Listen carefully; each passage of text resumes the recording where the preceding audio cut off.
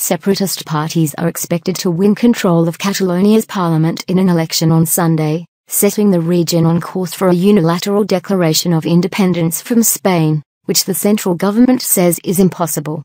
Opinion polls indicate the main secessionist group, Junts Pel Si, Together for Yes, and leftist party CUP are likely to fall short of 50% of the vote, but would still secure a majority of seats in the 135-strong regional assembly.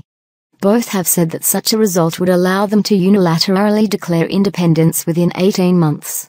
The Spanish centre-right government of Prime Minister Mariano Rajoy, which has opposed any attempts to hold a referendum on secession, has called the breakaway plan a nonsense and vowed to block it in court.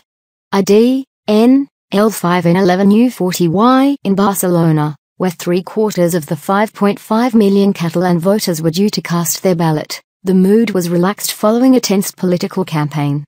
The regional government said it expected the turnout to rise sharply from the last elections in 2012 after postal votes jumped 56%. Pollsters have said that an exceptionally high turnout could spur a surprise result.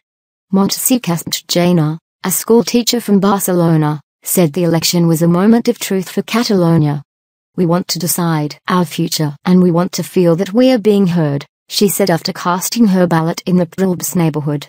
Other voters also said they were tired of the political wrangling over secession. Consequences. While a breakaway by the wealthy northeastern autonomous region is still seen as hypothetical, even in Catalonia, analysts say the election result will bear long-lasting consequences at local and countrywide level. The secessionist campaign is facing a defining moment. Support for the cause has steadily waned since a peak in 2013, and any failure to achieve a majority would deal a serious blow to the movement.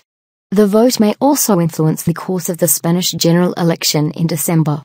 The main national parties, all seeking to capture more votes in Spain's second most populous region, have said they were ready to discuss with Catalonia a more favorable tax regime and increased infrastructure spending if they win.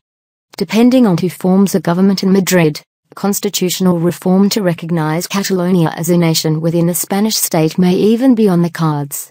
With separatists saying independence is the only solution and the next Spanish government unlikely to enjoy the strong and stable majority it would need in a new era of fragmented politics, however, any talks with Catalonia may be a hard sell.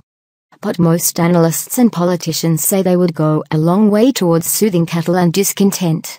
Only when a final package is adopted and put to a vote will the problem find some form of resolution, the neo-intelligence analyst Antonio Barroso said in a note this week. Even if secessionist parties are able to remain united, a big if, and continue pushing for independence, any concessions from Madrid would probably help to stymie the movement's momentum, he also said. Financial markets will also be watching the vote outcome. While few investors believe independence is likely anytime soon, the gap between Spanish and Catalan 5-year bond yields has been hovering near its widest point in 2 years. Spain's banks, including some based in Barcelona, have warned that secession could cause financial turmoil, while the Bank of Spain has said Catalonia could risk exiting the euro.